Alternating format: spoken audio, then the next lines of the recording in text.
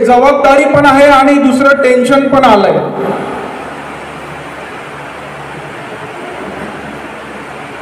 आदरणीय मुंडे साहेबांवरती बोलताना त्यांच्या जीवनावरती 4 अशा विभूतींचा प्रभाव होता. त्याच्यातल्या 2 विभूतींचा प्रभाव हा त्यांना प्रत्यक्ष आला आणि 2 विभूती ज्या आहेत त्यांचा अप्रत्यक्षरित्या त्यांच्या जीवनावरती प्रभाव होता. प्रत्यक्षरित्या ज्यांचा प्रभाव आला किंवा ज्यांचा प्रभाव आदरणीय मुंडे साहेबांच्या जीवनावर पडला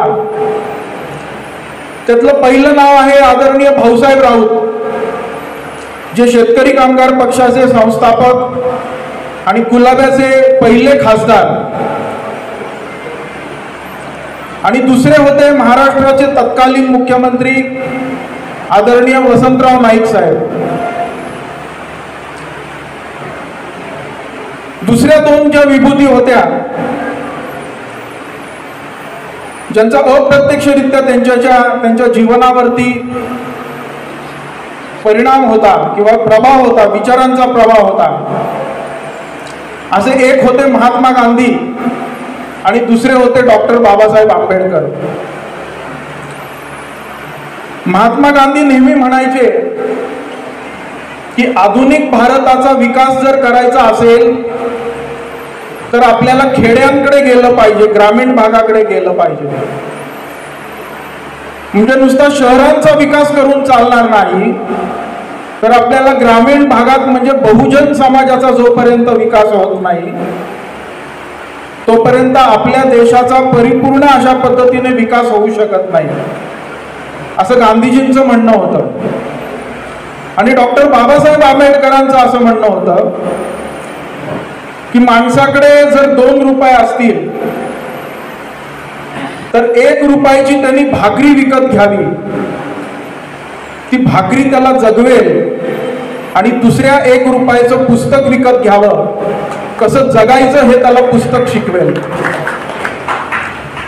मला असं वाटतं माझ्या वडिलांच्या जीवनावरती या गोष्टींचा इतका प्रभाव झाला, इतका प्रभाव पडला की त्यांनी मुंबई सारख्या ठिकाणी एका चांगल्या कंपनीतली नोकरी असताना ती नोकरी सोडली.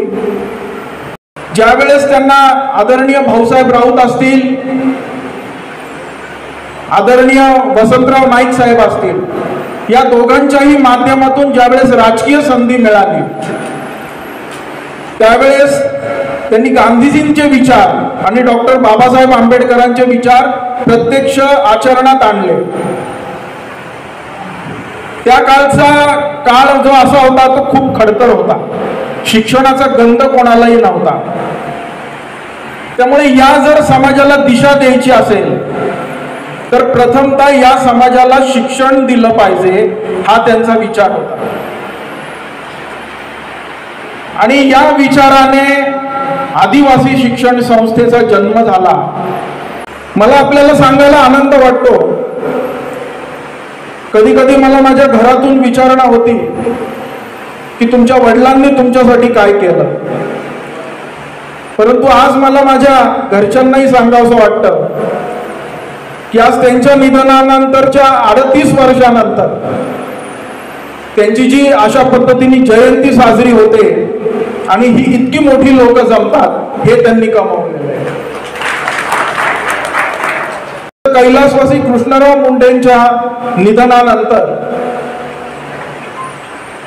त्यांच्या नावावरती जुन्नरमध्ये एकही वैयक्तिक प्रॉपर्टी सापडली नाही, परंतु समाजाच्या उपयोगी अशी आदिवासी शिक्षण संस्था आणि कैलासवासी कृष्णराव मुंडे विद्यालयाचं भव्य इमारत, भव्य वास्तू आजही या समाजातल्या लोकांना विकासाच्या प्रवाहात घेऊन येत आहे. हे त्यांचं कर्तृत्व आहे. आपल्याला माहिती असतील पुनाजी मुंडे इथेच बारोमध्ये राहत होते, ते वारले एक 2-3 वर्षापूर्वी त्यांचं निधन झालं. मला एकदा ते गेल्या वेळेसच्या जिल्हा परिषदेच्या इलेक्शनच्या वेळेस ते भेटले आणि त्यांची माझी ओळख झाली आणि मला ते म्हणले की विक्रम भाऊ चला आपण थोडंसं आपण चालत जाऊ. मी त्यांच्या घरी गेलो होतो, काहीतरी कार्यक्रम होता त्यांच्या घरी आणि त्यांनी मला एसटी स्टँडवरती फिरायला नेलं. तिथे आम्ही काहीतरी खाल्लं, त्याचं बिल मी देत होतो, पण मला त्यांनी अडवलं आणि मला त्यांनी असं सांगितलं की विक्रम हे बिल तू द्यायचं नाहीये, हे बिल मी देणार. त्यांच्या डोळ्यात पाणी आलं. मी त्यांना विचारलं की बिल देण्यावरून आपल्या डोळ्यात पाणी का आलंय. तेव्हा त्यांनी मला असं सांगितलं की एकदा मी आणि तुझे वडील मुंडे साहेब आम्ही राजूरला एका कार्यक्रमाला गेलो होतो आणि संध्याकाळी राजूरच्या माळ रानावरती आम्ही दोघंही संध्याकाळचा फेरफटका मारायला निघालो. त्यावेळेस मी त्यांना असं म्हणलो की मुंडे साहेब तुम्ही आज एवढ्या मोठ्या पदावरती आहात, राजूरमध्ये तुम्हाला बसायला नीटशी जागा नाहीये, तर कुठेतरी एखादा छोटासा बंगला आपण या राजूर गावामध्ये बांधावा, जेणेकरून आपण ज्या वेळेस याल त्यावेळेस आपल्याला इथे उठायला बसायला जागा मिळेल. तर वडिलांनी ते म्हणले उत्तर असं दिलं.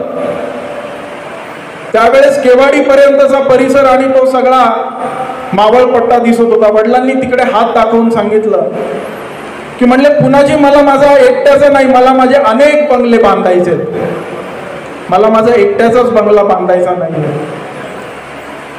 ही घटना जरी छोटी असली तरी कैलासवासी कृष्णराव मुंडे साहेबांचे विचार समाजाच्या प्रती काय होते हे कळतं. या कार्यक्रमाच्या निमित्ताने ज्यावेळेस मी पत्रिका वाटायला, निमंत्रण पत्रिका वाटायला ज्यावेळेस आजनावळेमध्ये गेलो, तेव्हा तिथे वसंतराव लांडे सर म्हणून तिथे रिटायर्ड आहेत, आपल्याला माहिती असतील, ते कदाचित आलेत का नाहीत मला माहित नाही, पण आम्ही त्यावेळेस निमंत्रण पत्रिका तिथे वाटायला गेलो आणि त्यावेळेचा किस्सा त्यांनी मला सांगितला की मी तरुण होतो, मुंडे साहेब त्यांच्या निवडणुकीच्या प्रचारार्थ आजनावळेमध्ये आले होते आणि ती प्रचार सभा संपली आणि मला त्यांनी जवळ बोलवलं आणि मला सांगितलं की वसंत 90% मतदान तरी आजनावळ्यातून झालं पाहिजे.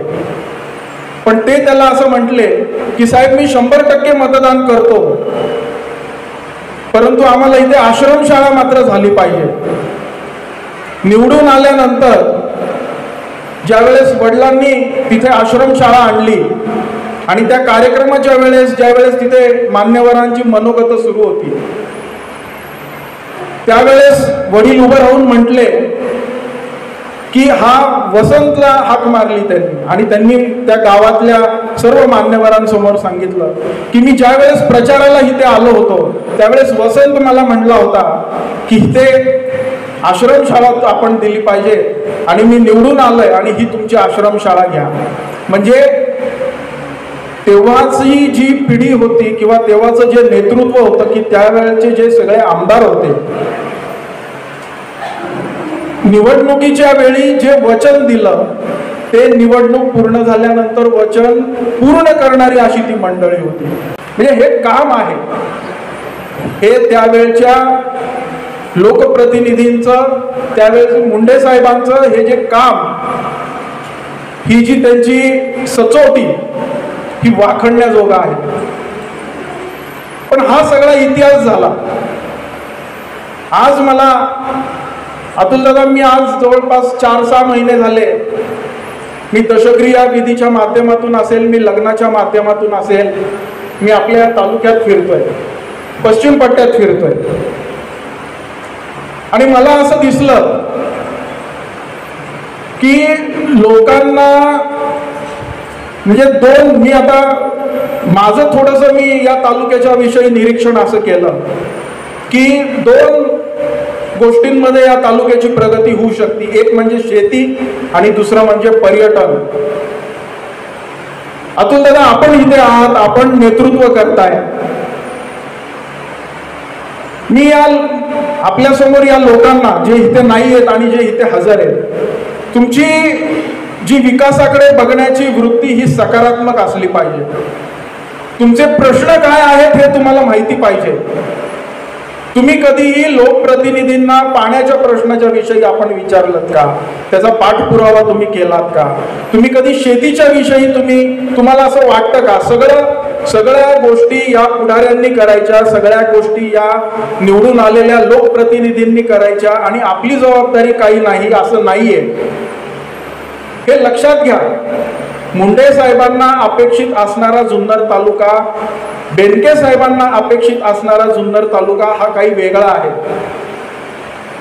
आज तुम्ही 2-2.5 लाखांच्या या घरकुलासाठी जिल्हा परिषदेचे उमरे आपण लोक झिजवता, पण मुंडे साहेबांना हा अशा पद्धतीचा भूमिपुत्र नको होता. 20 लाखाचा बंगला बांधणारा, आर्थिकदृष्ट्या सक्षम अशा पद्धतीचा भूमिपुत्र मुंडे साहेबांना, बेनके साहेबांना अपेक्षित आहे, हे लक्षात घ्या. सकारात्मक विचार करायला शिका, विकासात्मक विचार करायला शिका, विकासात्मक मुद्दे मांडा. कोकणचं उदाहरण तुम्हाला देतो. अतुल दादा, 550 किलोमीटर वरती मी देवगडला आंब्याची शेती करतो. इथून मी जातो आणि तिथे मी शेती करतो. कोकणातली परिस्थिती एकेकाळी अशी होती की कोकणातला जो भूमिपुत्र होता तो मुंबईला, पुण्याला चाकरमानी जो नोकरीला जात असे आणि तिथून आलेल्या मनी ऑर्डरवरती कोकणातली चूल पेटत असे. आज अतुल दादा, तिथे परिस्थिती अशी आहे की तिथल्या तरुणांनी आंब्याच्या बागा फुलवल्या, तिथे नारळ सुपारीच्या बागा फुलवल्या, तिथे काजूच्या बागा फुलवल्या, तिथे पर्यटन क्षेत्रात मोठी क्रांती झाली. आणि आज तिथे अशी परिस्थिती आहे की त्या मुलांना जर मुंबईत फ्लॅट घ्यायचा असेल तर गावाकडचा धाकटा भाऊ, गावाकडचे आई वडील त्याला पैसे पाठवतात. म्हणजे हा सकारात्मक बदल कोकणात होऊ शकतो.